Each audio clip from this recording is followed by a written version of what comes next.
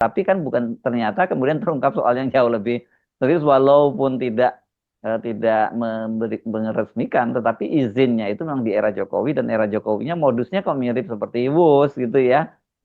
Karena nggak setuju diganti menterinya, dan menterinya ketika menterinya diganti kemudian itu baru izinnya diterbitkan kan gitu. Betul. Dan kita tahu ya Mas Heru, cara-cara seperti ini begitu. 2016 itu belakangan ini kan ada lagi pernyataan gitu ya.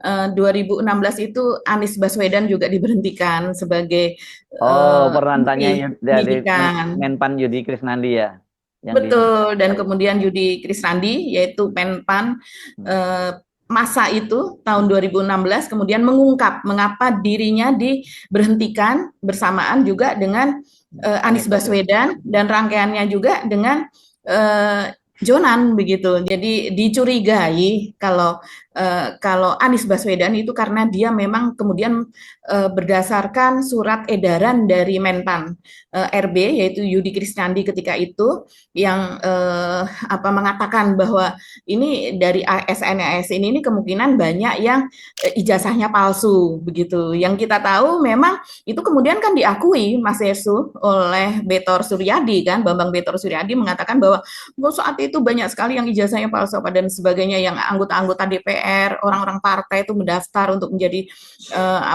menyalek begitu dengan ijazah palsu begitu. Dan itu kemudian dugaan bahwa Anies dicopot adalah karena dia menyisir ijazah palsu tersebut.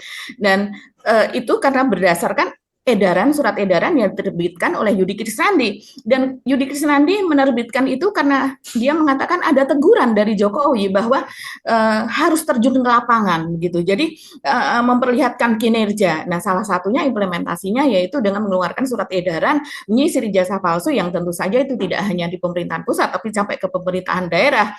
Tapi akhirnya berdampak rupanya saya Ya, tidak tahu apakah itu ada hubungannya dengan isu ijazah palsu Jokowi, tapi yang jelas nah, Anies ya, kemudian juga dilengserkan, di ya. reshuffle.